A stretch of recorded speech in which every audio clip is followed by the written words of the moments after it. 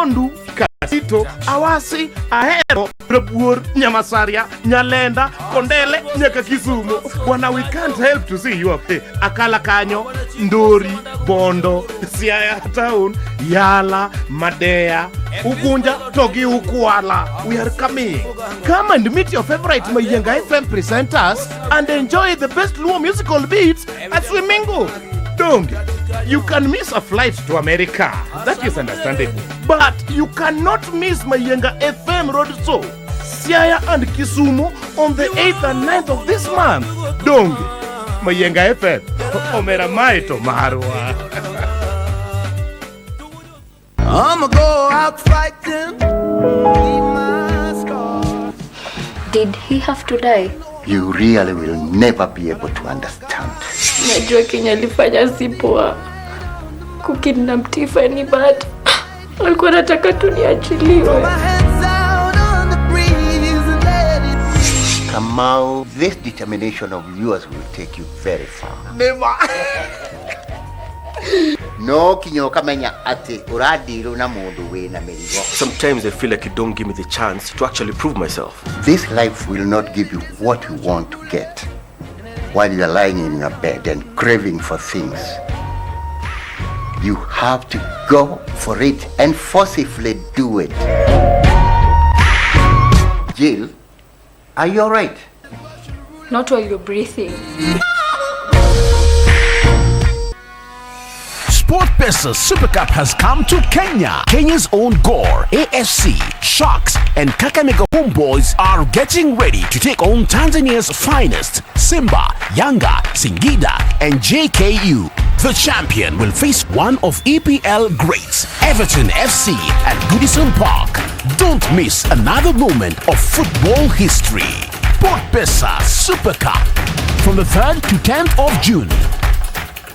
The Presbyterian University of East Africa cuts a niche for itself among institutions offering entrepreneurial skills to its students with emphasis on producing job creators and not job seekers, making the university a world-class university of choice providing holistic and transformational education based on Christian values. The university offers programs accredited by the Commission for University Education in master degrees, bachelor degrees, and diplomas. Presbyterian University of East Africa producing holistic trained graduates for service to God and humanity and staying at the frontier of knowledge.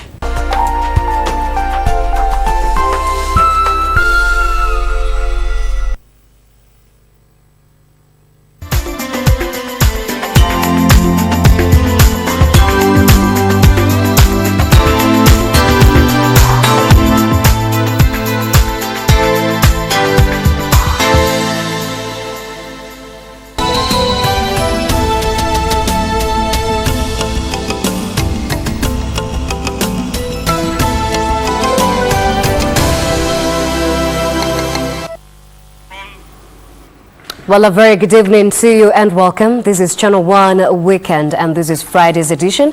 I am Rose Kuku and our sign language interpreter is Lucy Moura. It has been a busy week. We'll be telling you all about it in a comprehensive manner. But first, we take a look at the day's highlights. Back to the ballot.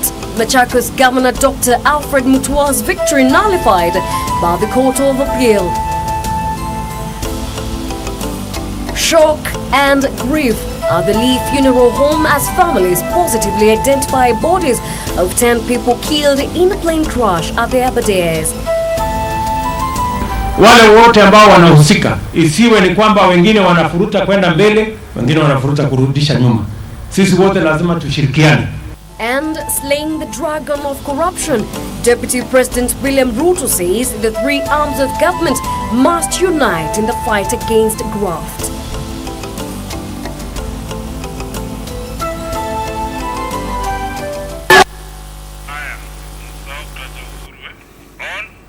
Welcome back, Tim, now to bring you up to speed with exactly what is happening. But of course, just to highlight, of course, President Uhuru Kenyatta is still away attending the G7 summit, and we'll be giving you a highlight after the president met the head of state from Senegal. We'll be giving you details in a short while. But in the meantime, the Court of Appeal has nullified the election of Dr. Alfred Mutua as governor of Machakos and ordered through fresh election. Dr. Mutua, who was elected on Maendeleo Chapcha Party ticket in the August 8th general election, was sent packing following a successful appeal by former Kadhiani Member of Parliament Wavinya Ndeti. Mutua has, however, vowed to appeal the ruling at the Supreme Court of Kenya. The same court, however, upheld the election of Babu Owino as Embakasi East Member of Parliament and his Kibwezi East counterpart Jessica Mbalu. Ben Chumba reports. In a landmark ruling by the appellate court, a three-judge bench led by Justice William Ouko nullified the victory of Machakos Governor Dr. Alfred Mutua on grounds that results announced by the returning officer failed the constitutional test and could not be verified. Judgment of the High Court given on 9th February 2018 is hereby set aside in its entirety. We substitute therewith a declaration that the Machakos County gubernatorial election was not conducted in accordance with the constitutional principles, thereby rendering the elections void. We direct IEBC to organize and conduct fresh gubernatorial elections for Machakos County in conformity with the Constitution, the Elections Act, and regulations. The ruling opening a flurry of activities outside the court, with Mutua terming the turn of events as a minor hurdle that cannot dampen his spirit. This is part of the process, and it's part of the process that takes us to a higher place. As you know, my intention on 2022 is to be on the ballot, and I know by the will of God and the will of the people of Kenya that I'll be the 5th president of this country. So these are some of those small hurdles you go through so that you can be lifted up to even higher offices and higher services. Machakos people won, and their victory was taken from them. The people of Machakos, I want to tell you today, your victory has come back to you. A visibly elated Wavinya said victory belonged to the people of Machakos County, dismissing Governor Mutua's threat to escalate the matter to the Supreme Court. I'm ready for the ground, and the ground is ready for me. The people of Machakos are ready to do what they did the last time. And I'm telling Dr. Alfred Mutua, let us not waste time. Let us go on the ground and square this thing fully. We are still in office, and I'll continue being in office and discharging my duties. I want to tell my people that there is nothing to worry about. Nobody did anything wrong during the election period. In Machakos, Wavinya supporters took to celebrations, hailing the ruling, describing it as a light at the end of the tunnel. Mimi nimeshukuru koti kuleta ukweli kuhusu kesi ya Wavinya na Mutua. Nimefurahishwa na uamuzi wa koti sababu High Court vile ilikuwa imeamulisha mara ya kwanza, sisi hatukufurahia, lakini sasa nimeona sasa kwa sisi kama wakaaji wa Machakos tutapata haki yetu. In February this year, High Court Judge Agre Muchelule upheld Mutua's victory and ordered Ndeti to pay 10 million shillings for the suit. Earlier, Embakasi East Member of Parliament Babu Owino received a major reprieve after the appellate court upheld his election. Judges Mohamed Warsarme, Daniel Musinga, and Kathurima Minoti ruled in his favor, saying the recount and security issues cited by the High Court in nullifying the win was not founded in law. We are not satisfied the irregularities and non-compliance of the electoral laws affected the result of the elections of the appellant as a member of the National Assembly for Embakasi East constituency. Consequently, we allow the appeal set aside the decision of the High Court given on 2nd March 2018 invalidating the appellant's election. It's hereby declared the appellant was validly elected as a member of the National Assembly for Embakasi. The judges further observed that Justice Joseph Sergon erred both in law and in fact when he annulled the election of Babu Owino, citing widespread of errors and violence. The petitioner, Jubilee's Francis Mureithi, had challenged Owino's election, accusing him of engaging in electoral malpractice. Owino has expressed his confidence in the judiciary, saying he is now ready to serve his electorate. I'd like to urge them to wake up from the ground, they dust up and move forward. I invite them to come and help me serve the people of the Embakasi constituency. I know there's a time for everything, a time to be led and a time to lead. This is a time for my opponents to be led. Let them respect the people in power now, so that when their time comes, they can be respected back. And I believe that also in them there's leadership. We will not dismiss them as our opponents. I will embrace them, and I will pray that Almighty God one day to help them achieve their dreams in life. The appellate court also upheld the election of Jessica Mbalu as Kibwezi East Member of Parliament, ruling that minor errors presented by Professor Philip Kaloki did not affect the outcome of the poll. Ben Chumba, reporting for Channel 1 NewsHour. Thank you, Ben Chumba, for that report. All the 10 bodies of the ill-fated fly sex plane have been positively identified. Emotions ran high at the Lee Funeral Home, Nairobi, as families viewed and identified their departed kin. The families, however, will have to wait for DNA tests on the bodies to rule out cases of mix-ups before being allowed to pick them for burial.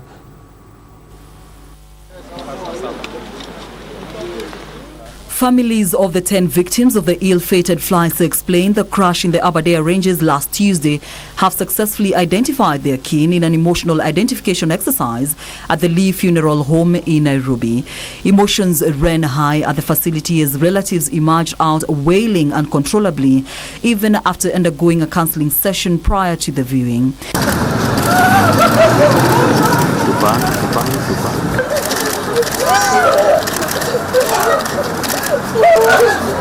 FlySex Airlines official Mohammed Ahmed said the identification process was a success. However, DNA process will first be conducted on the bodies to rule out any mix-ups. Would like to tell you that all the bodies were positively identified by their families. The government pathologist is personally here, Lee Funeral Home, and members of the family, and they will be briefed later on this evening by the government pathologist on the outcome of his findings. Eric Wafula, father to one of the victim, Robinson Wafula, says he was optimistic that investigations will get to the root cause of the accident, pleading for assistance from the government and the airline in question. Robinson was a young man who is very hardworking and very responsible, very humble, well-schooled, and he was focused. We are really affected and shocked by this. The investigation is going on. We have confidence that we shall get a true picture, a true report, what really happened, what transpired. The ill-fated plane had left Kitale town on Tuesday afternoon before it was reported missing 60 miles before landing at JKIA.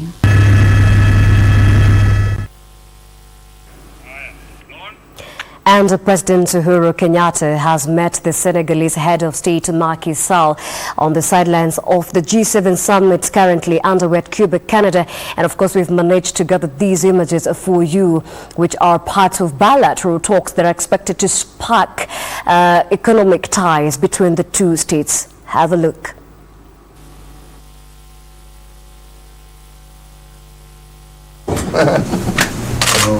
How are you, my friend? Fine.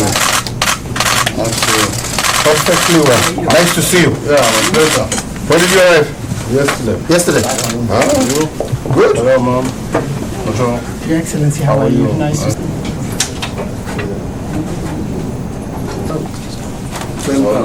For us, it was almost 20 plus because we have elections. Exactly. Okay. I came the day before.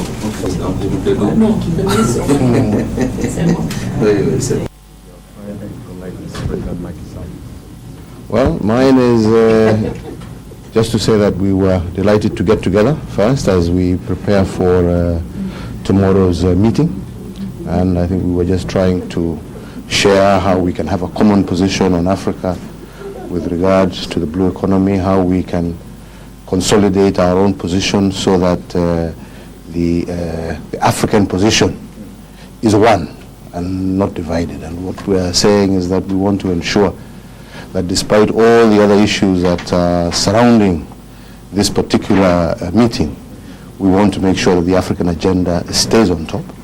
Secondly, we also had an opportunity to discuss our own bilaterals. I've assured my brother here that Kenya intends to open an embassy in Senegal within the next few months, and I look forward sometime in the near future at his invitation to visit Senegal and to officially launch also that new embassy, because what we are saying is that Africa needs to trade more, to do business more with each other, and to be able to facilitate our businessmen and women to move across the continent so that we can actualize the CFTA that we all signed in Kigali, and to see how we can help our business people to come together, to trade together, to invest together for the benefit and prosperity of our continent. So these are just amongst the few issues that I had an opportunity to discuss with my brother. Without a doubt. Without a doubt. Okay, thank you very much. Yeah? Thank you, brother. See you tomorrow. Okay, thank you. Well, there you are. That's a conversation right there between the two heads of state, Senegal and Kenya. And of course, remember, this is by the sidelines of the G7 summit currently underway, expected to be extending through to tomorrow, that is Saturday. And of course, President Uhuru Kenyatta is expected to address this gathering on two matters. This is blue economy as well as environmental conservation, bearing in mind Kenya is among the very first countries to have, put in place the ban on plastic. Well, let's proceed now. Deputy President William Ruto has already says the three arms of government needs to work together in the fight against corruption. In a 30-veiled attack to the judiciary, Ruto said the momentum on the war against corruption is slowed down by the court injunctions filed by culprits. Deputy President William Ruto was in Kikuyu town of Kiambu County on a development tour. Ruto inaugurating the construction of the Kikuyu market, which after completion will house 625 stalls. It's here where the Deputy President took on the judiciary for entering the war on corruption through court injunctions. Wale wote ambao wanahusika, isiwe ni kwamba wengine wanafuruta kwenda mbele, wengine wanafuruta kurudisha nyuma. Sisi wote lazima tushirikiane. Mahakama zetu tafadhali, wezi wakishikwa wakikuja kule msiwasaidie. Ule mtu amekubaliwa kukaribisha mwizi ni ule mtu ambaye ni askari wa jela. Ruto calling on the three arms of government to join hands and root out the vice. We must close ranks to eliminate wastage, to eliminate theft, to eliminate corruption, and to eliminate mismanagement. The event that brought together area leaders was not devoid of local politics. Katiba imenipatia kazi yangu ya mbunge, ikampatia gavana kazi yake, MCA kazi yake. Sasa vita inaweza kutokea wapi? Mtu asome katiba sawa sawa. Ile kitu uliticha itasema namna gani na kazi yake ni gani. Lakini sio ati nikiwa gavana wewe unakuja kuniambia ungekuwa ukifanya namna hii. Wewe angalia kiti ile wewe uliitisha kura yako. The recent public spat between Kiambu Governor Ferdinand Waititu and his deputy James Nyoro attracting the attention of the deputy president. Kiambu ni county number 1. Mahali mdosi mwenyewe anatoka. Hii kelele hii msituletea aibu. Na mkiendelea mimi nitakuja hapa na kiboko. Ala ama namna gani? Mnajua mdosi aliniambia niwe nikinyorosha maneno huko maneno. Nitakuja ni... At least 15 members of parliament in the attendance said they will support Ruto's quest for the country's top seat. Ati kwamba kama kutangatanga ni kuleta maendeleo Kenya hii, sisi tuko ndani ya timu hiyo ya kutangatanga. Wakikuyu wote tumesema 2022 rais wetu ni mmoja na anaitwa William Samoei Ruto. Hii kutangatanga iko na manufaa. ama namna gani watu wetu? Kama kutangatanga ndio hii inakuja, wamama wetu wanatoka pale kwa matope ya soko.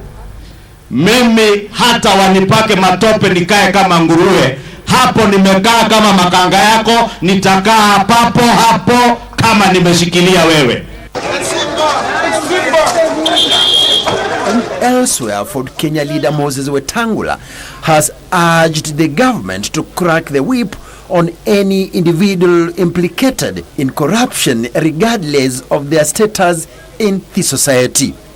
Bwana Uhuru, fungua jela, toa waizi wa kuku, waizi wa miwa, wanywaji wa buza na watu wa makosa madogo madogo, ili tupeane nafasi wale ambao wamehujumu uchumi wa nchi waingie huko.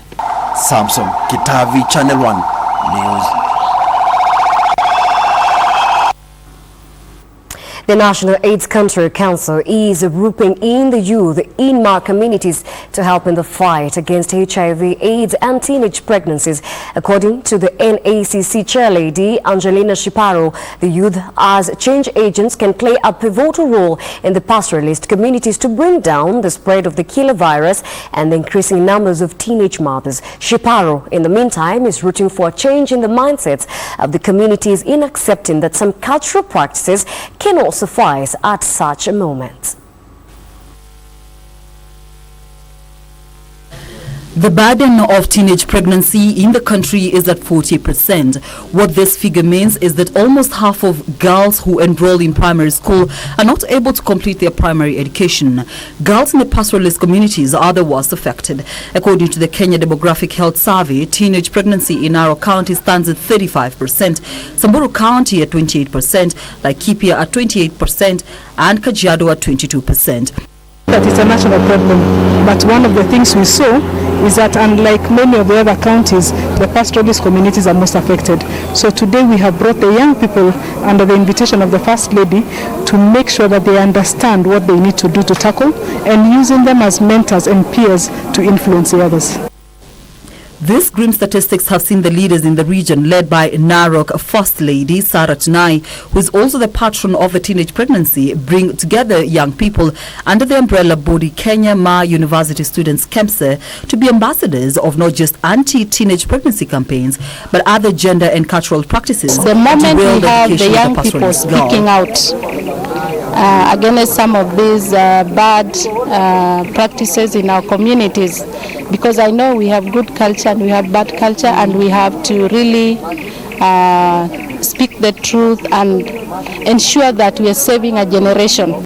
Tunai said that they have, as a county, identified the most affected areas in the county so that they can help resolve the problem. Speaking at the event, National AIDS Control Council chairperson Angeline Shiparo said teenage pregnancy is a violation of human rights and should be stopped because it is killing the dreams of so many young girls in the country. It's good to remember that teenage pregnancy is any child that gets pregnant between the age of 10 up to the age of 18, when it is now the legal age. Yes, and it's actually it's a problem because it affects education. Also, when you give birth when you are a young person, before your bodily organs are ready to give birth, then a lot of them end up having complications. They end up having children with multiple complications. The two also said that they will be moving in to address gender and cultural obstacles that derail education for the pastoralist girl child. Caroline Kamar reporting for Channel 1 Nizar. Well, thank you so much, Caroline Kamal, for that report. And that report gets us now to a very fast break. And remember, this is the Friday edition. That can only mean one thing. We will be having in studio our weekly, we'll have one guest. And this is Maria Lucy. You probably have heard her from various gospel songs. And just to mention some of those jams, inclusive of Waweza Yote, Mungu ni Sababu, and Da Kuyanza. Of course, she'll be telling us more about this music, as well as probably performing if time allows us. But you can also text us in our SMS lines telling us probably which song would you like Alusa to perform in studio. But all that is shortly after this break. Kindly do not go too far.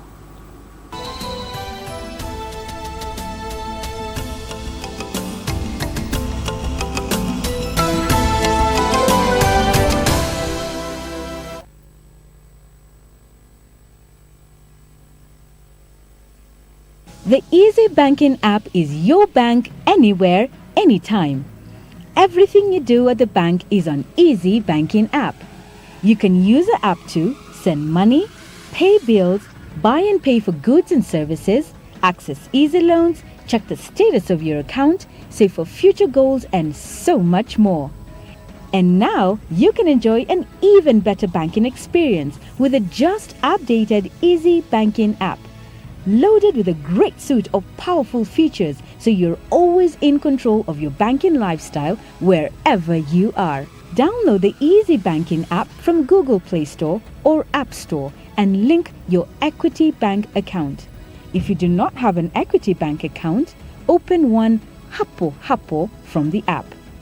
Easy Banking. Experience convenience in life.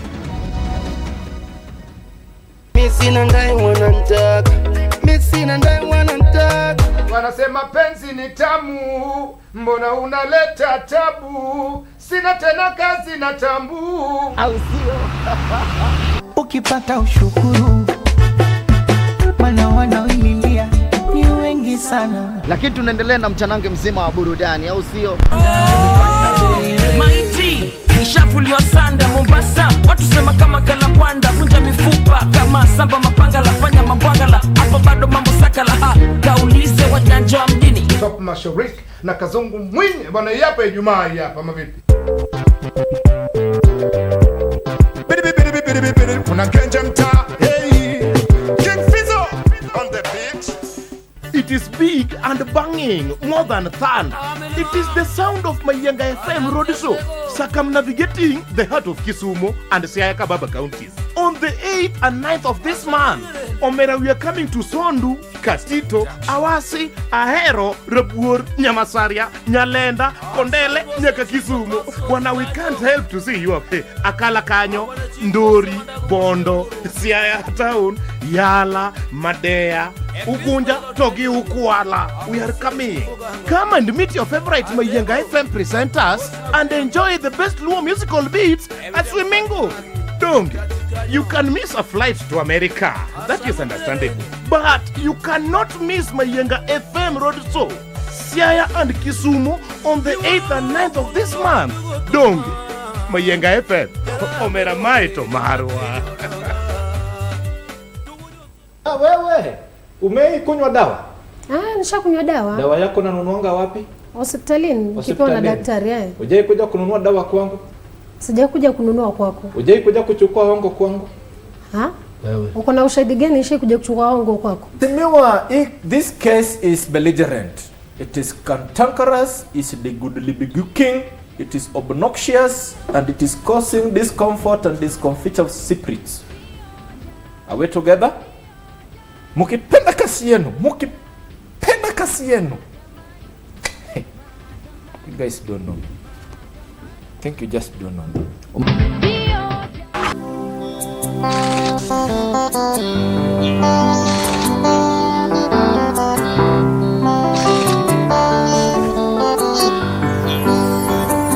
Nani kama wewe, Mungu usiyeshindwa,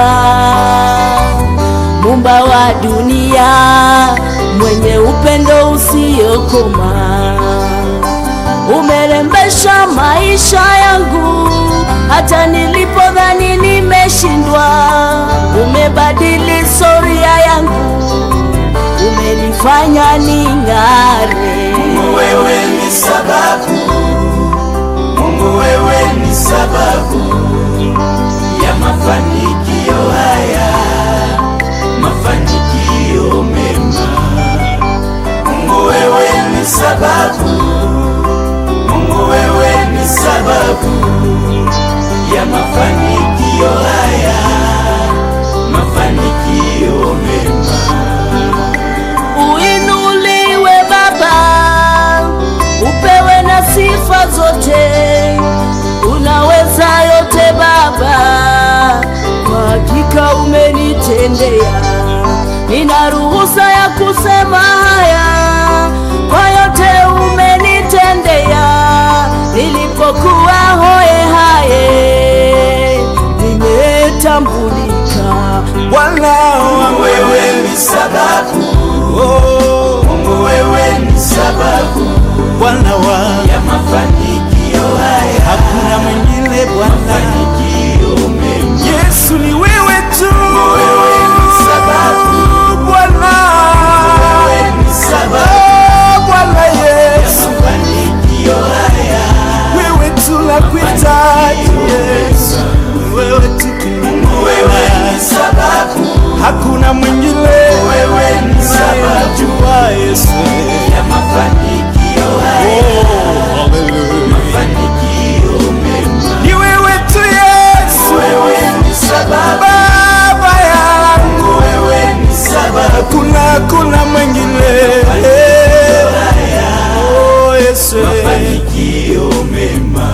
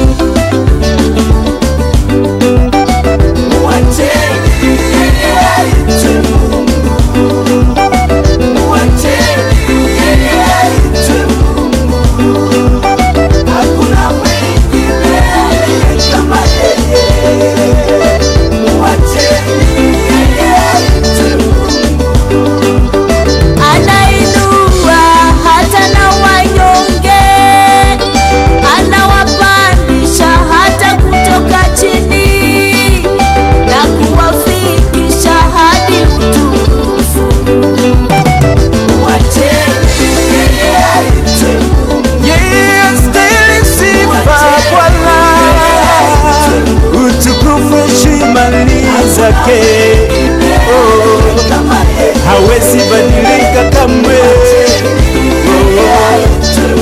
Heshima zote ni zake, astahili sifa Bwana. Anayeweza yote Bwana.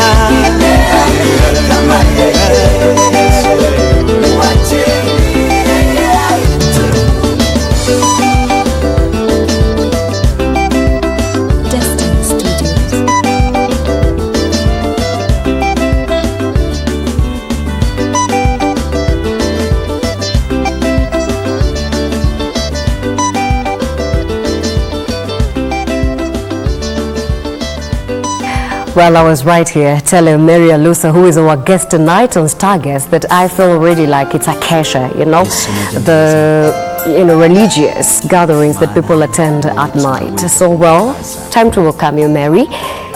Welcome. Thank you. You're well today? Yeah, I'm so well. We're glad to have you in studio. Yeah, I'm so happy.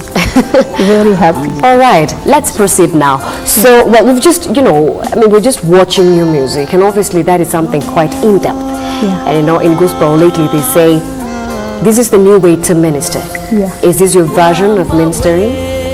Yeah, I am a gospel singer. I am a mother. I come from Western, and I'm loving it. It's so good to minister the gospel of God, Yeah, when I started singing, I didn't know I will reach somewhere where I am right now, but it's because of the favor of God, and I thank God for that. Yeah. All right. And you sound like you've done this for quite some time. Yeah, I've done so much. In fact, I've passed through challenges in this ministry. There are so many challenges, but I've never given up. Yeah, I've been praising on and on until I said I must reach that level that I'm supposed to be. Well, let's start with Mary. When did you realize, okay, wait, I can sing? Yeah. How old were you, and how did you go about it? That was so nice. It was in primary school. When I was doing my class 8, I was sitting on a mock, and the children just refused. Mary should come in, this CU. Mary should come and sing for us. And I said, I told the teacher, no, I cannot go and sing, and I'm doing my mock now. It is time for exam. He told me, no, the CU will not go on. without you coming, the children have refused. And I had to go, imagine. So the teacher told me, you just go, we will give you extra time to finish up your mock. I went. No, wait, seriously, let me get this right. You were already sitting. It's not like you're revising for your paper. No. You were actually in there, you know, writing your paper. I was on the paper. Yeah. And the children refused. We want Mary to come and sit. What level of education again was this? Which grade? It was 1996. High school, primary? Primary. Yeah. Right. And I told myself, I think God is doing something in me, and I have to work on it. Yeah. Well, that was like a very wait. I mean, it was quite a way to realize your talent. All right. So now, I mean, years later, here we are now. Yeah, back home, I grew up in a Christian family. My mom used to encourage us to go to church, to serve God. Mom could wake us up even at 4 o'clock. It is time now to go to the church. Remember this Kesha thing? We could wake up even at 3 o'clock and we will jump, you know, our place, it's stones. We will jump those stones at night. We don't have even a torch, but we will reach the church. Yeah. So I grew up in a Christian family, and I said I will serve God. And that's what I'm doing, nothing else. All right. So currently you do music professionally, or do you do something else on the side? Yeah, I do something else. I am a hairdresser. Oh, you're a hairdresser? Yeah, I do hair. I do mine also. You also do your own hair? Yeah. Wow, you really do wear many hats. I did this. Well, amazing. You actually got to showcase your work right here on Channel 1 News. Congratulate you. And of course, let's talk about the journey that you have made so far. And of course, we also know that you actually got an award at the KICC in the year 2014. How was that for you? Oh, it was so nice. There is this letter that came to the church that we need self-composition. That is a solo gospel musician. So I said I will perform this. And I took there are so many friends of mine in church. And I told them, you will help me, we are going to work on this. And we worked on that song, we went and we performed. The outcome was so amazing. I was told I'm the second runner-up, and I was like, wow, God, it is you. Yeah. And we were talking about it, you know, at a national level. Yeah, it was so good. And I kept that award. I told myself, this is a testimony. Yeah. All right. Yeah. Well, of course. Now, tell me, have you maybe taken it upon yourself to nurture other young people who probably are looking to minister through music? Yeah, I've nurtured so many youth in church. I've nurtured so many youth. I told them, you have to focus on God. When you focus on God, everything is going to be well. Everything is going to be fine, because I was trying to encourage them that when you want to serve God in this ministry, you have to be pure. You dedicate your life, all your life to God, so that when you do this, God will avail himself. God will show himself strong upon that ministry. And I've seen so many youth growing up upon me, and it is so nice. Yeah, it's really great to see them. It is so great. Yeah, I've been a mentor to so many youth. Okay. In fact, when I leave, I go somewhere, they keep calling me. Where are you? Why didn't you tell us to go with you? You know, sometimes I'm called to go and minister, maybe up country, and you know the fare thing, you can't afford carrying people. So they keep on, why did you go? You know we are missing you, blah, blah, blah. So it has been so good. So they're always, you know, seeking your guidance. Yeah, That's a good thing. Now, of course, you are an artist, and I mean, what else can we do if we have you on the show and you do not get to sing? I mean, seriously, that's not a good interview, so go right ahead. There's one jam, Rakuyanza. Yeah. Kindly perform that for us. Okay. Here we are. Just right there is okay. Maybe you can even just have a seat. Okay. Yeah, you can just have a seat so that we're able just to get the whole, you know, the right vocals and stuff. Oh, okay. You can go ahead, just sing. Ndakuyanza umwami wange, ndakuyanza umwami wange, ndakuyanza umwami wange, kugosi ukoranga muri menya uryange. Ndakuyanza umwami wange, ndakuyanza umwami wange, ndakuyanza umwami wange, kugosi ukoranga muri menya ryange. Wazi moyo gwange, buhenya mubiri gwange, mirembe maisha mwange, nuburahi kutura kuive. Alright. Sandi zanga kuburahi bubo, sandi zanga kubuga sububo, ngudungura iguru muyanze, nembera buraho kuribi. Amazing, Mary. Great vocals, by the way. Of course, I'm not a voice coach, but I mean, that's really good music to listen to. Yeah. But tell me something. I understand Ndakuyanza is Luya for I love you, right? Yeah. So maybe could you tell us more about, I mean, what does this song say in general? Oh, this song, it's about the praise to the Lord. Yeah, when you tell God Ndakuyanza, it's like, I love you so much for everything you've done in my life, wherever place you've taken me from to where I am, it is only you, God. That's all about the song. I thank you, God, for your goodness, for your mercy, for everything. Yeah, it's just a praise to God. Well, amazing. Yeah. Okay, there we are, and of course we're pressed for time, so maybe just one final word from you even as we wrap this up. Yeah, my final word is that I just want to encourage youth, and that has been my work. Those who are upcoming in this industry, never give up. Because if I given up, there are so many challenges when you start up this ministry. There are so many challenges until you reach somewhere you say, no, I can't go on. There is another artist who was saying, he reached somewhere and he said, this ministry, I cannot make it. So it is good when you reach a certain challenge, it is good to press on and on. Yeah, and tell God, God held my hand, help me, and God will help you. Because when you lean on to God and you use your knees properly, God intervenes. Challenges will never lack. Yeah.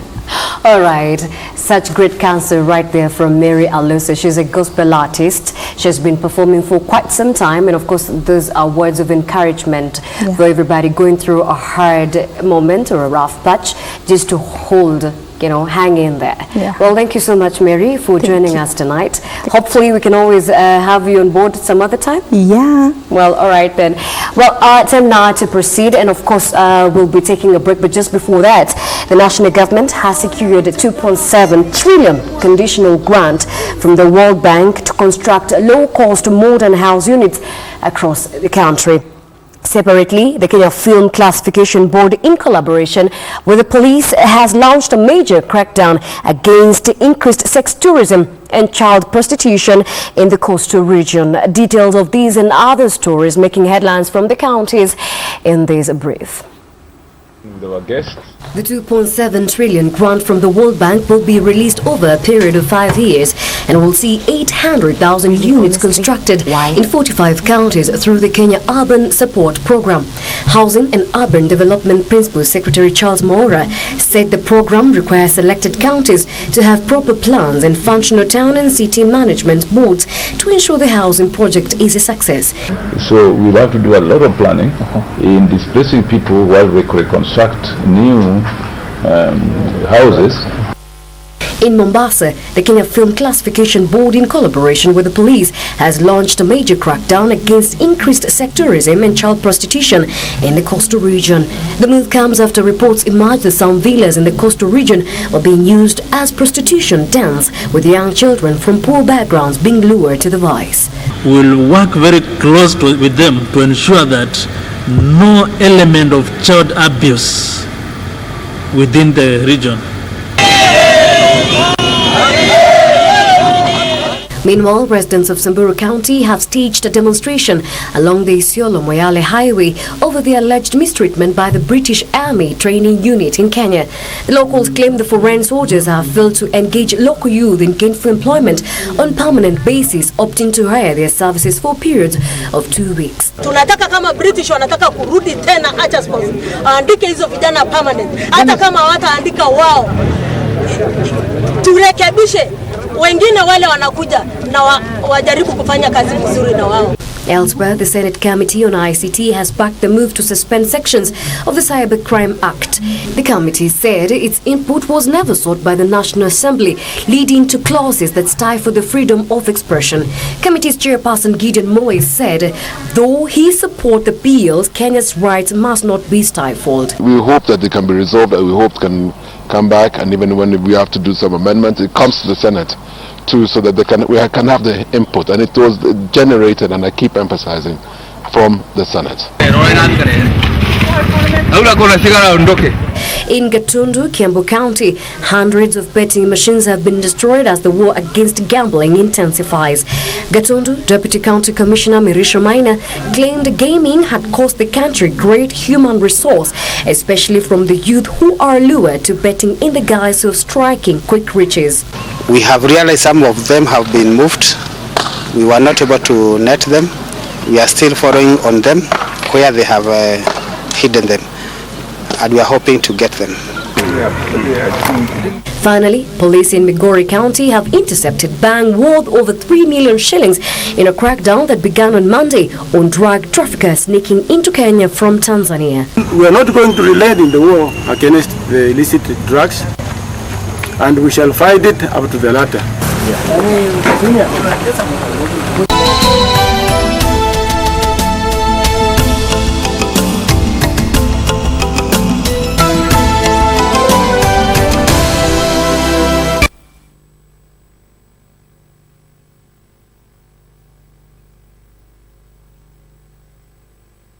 The Hebrews are sending children to face me now.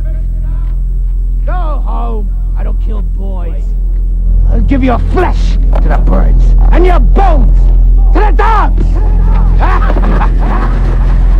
You come armed with a sword,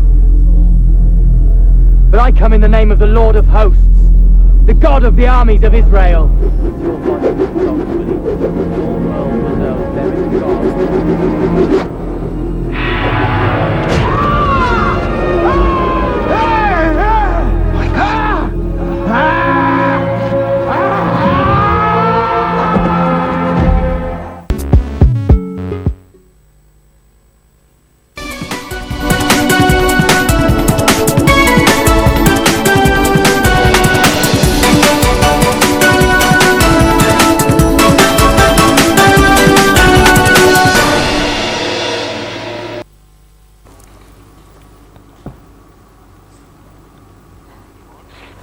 Welcome, and time now for business news. Cooking gas suppliers will be held responsible in case of an accident involving their cylinder brands in new regulations by the Energy Regulatory Commission seeking to streamline the sector. The draft energy regulations also task suppliers with the responsibility of taking insurance on behalf of their cooking gas cylinder customers. Illegal refilling of cooking gas has been a concern in recent years after an independent study found that 7 out of 10 cooking gas cylinders are illegally refilled. The issue attracted much debate after some fire accidents was said to have been caused by cooking gas, which saw suppliers, manufacturers and agencies fighting illicit goods trade blame. This is set to be addressed by the energy regulations on cooking gas if adopted in its current form that will see LPG suppliers bear full responsibility of their brands. We are also becoming very clear in terms of ownership of the cylinder. Currently, it's not clear whether it is owned by the owner of the gas, the one who's bought the gas to use, or is being owned by the owner of the brand. Now the regulation is very clear that ownership of a cylinder will be by the brand owner, not the end users. And that will ensure that that consumer, when they're buying gas refill or when they're buying a full cylinder, they are sure that that cylinder is filled properly, is being checked, and should there be any problem, should there be a leakage, should there be an accident, they can fall back on the brand owner who filled that particular cylinder. The new regulations further make it mandatory for all cooking gas cylinders in the market to be insured. So when we have, for example, accidents, the blame is thrown. It is the responsibility, it is your cylinder, it is the brand owner. So this is making it very clear that the cylinder ownership will be with the brand owner. They also need to get insurance for it. In case of an accident, then they take responsibility. However, the regulations propose hurdles such as outlawing transportation of more than 3 LPG cylinders in a vehicle unless you licensed cooking gas transporter, and customers would be required to deposit cash so as to refill the cylinders. LPG, and for us to be able to encourage people to use LPG in a large scale, then we should do it in a sustainable model that is going to encourage investors to invest in this business. The proposed regulations recommend introduction of tracking stickers on cooking gas, as well as enable customers to verify if a cylinder was refilled legally or not.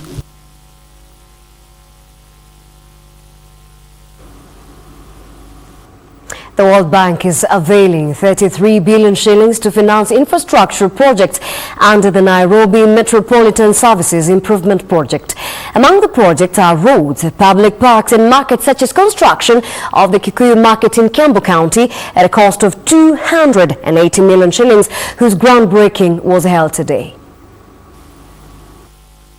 The Nairobi Metropolitan Services Improvement Project targets local urban infrastructure and services such as markets, roads, street lighting, drainage, public parks, bicycle and pedestrian pathways, as well as waste management. Under the project, 7 markets in Kikuyu, Ruiru, Juja, Kihara, Mwariro, Karandini and Ngong would be constructed. Resembling a mall, Kikuyu Market, whose groundbreaking was held today, will have over 600 stalls on 4 floors that will serve about 500 traders who conduct their businesses at the old Kikuyu Market. Hapa Kiambu County tumeweka pesa 1.1 billion ya kujenga soko 4, ikiwa ni mpango yetu ya serikali ya kuhakikisha ya kwamba tunakuza biashara kule mashinani ili tuweze kusukuma mambo ya uchumi na kuwapatia wananchi wengi nafasi ya kuuza bidhaa zao za mashambani na vile vile kuendesha biashara yao hapa mashinani. The market, whose construction is expected to be complete next May, will benefit those who sell merchandise on the streets and those based at the old market. Tutaungana tujue ile kazi tutaweka hapa kwa hii soko ya Kikuyu, na tunafurahia sana, tumeshukuru, tumesema asante. Najua itasaidia wakazi wote wa Kikuyu, hata sisi wenye tumetoka Kabete tunajua hii soko itatusaidia. The World Bank has availed 30 billion shillings for the Nairobi Metropolitan Services Improvement Project that also targets to improve roads, street lighting, drainage, solid waste management, transport and sewerage services. Hii kiwanja ilikuwa imejaa tunyumba mingi sana mzee ya zamani sana, na mimi ndio nilisema lazima tutoe soko huko nyuma tuilete hapa mbele na pale mwisho tutengeneze bus park. Additionally, the Kenyan government will inject 3 billion shillings into the Metropolitan project. Ronald Willie, NewsHour Business. And 5 suspects are to be arraigned at the Mombasa High Court after they were nabbed with 3 containers loaded with counterfeit and concealed power cables valued at 50 million shillings at the port of Mombasa today. The consignment was seized at 3 freight stations after government agencies fighting illicit trade nabbed imported counterfeit cables. Juni Kerese reports.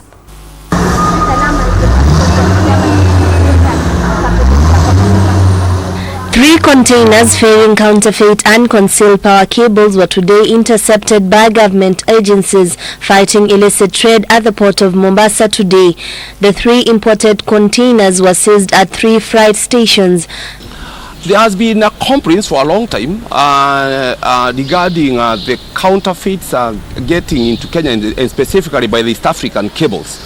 And actually we've been on high alert as government agencies to look out after these contrabands, and this time we nabbed them. East African Cables Cargo, which is a Kenyan company, manufactures very high quality cables, electric cables. And these counterfeits were actually from China, and their labels which were purporting as if they were made in Kenya. If these goods got into the country, they would have a very, very negative implication to our local industry. 5 people have claimed ownership of the 2 containers, with officials planning legal action against them as investigations intensifies to arrest the remaining suspects. One of them, the owners, actually are on the run, but we are pursuing them relentlessly, and we'll catch up with them at the appointed time. Let me warn the people who have been, the cartels who have been bringing in such goods. We will deal with them mercilessly, and the crackdown will continue relentlessly under the multi-agents, of course, banner.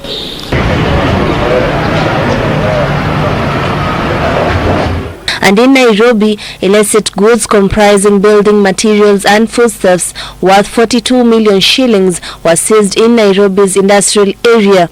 The illicit goods comprise roofing tiles, beverages, peanut butter and tomato paste. Earlier on, we had a consignment of stone-coated roofing tiles. Very huge consignment, worth about 46 million, which is substandard as well. We have already seized it. It's going to be ferried to KBC facility.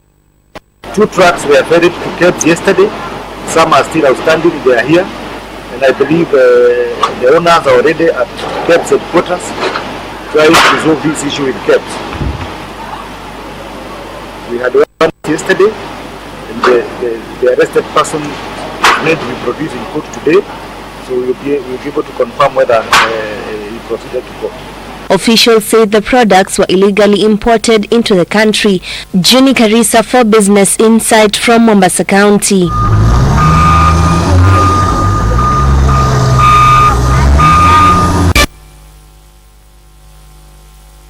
By Juni Karisa, we wrap up Marty's business, and if you see Daniel Wahome right here, it means we're about to get sporty. Yeah. How are you today? Very well, I can say. It's been an interesting day. Yes. Well, amazing. Welcome. And tell us, what do you expect from the sports desk? I understand Harambee Stars had a game. Yes, they played, and they were playing in India. They did win, and now we'll be looking forward to win a trophy in Mumbai on Sunday. So the details coming up.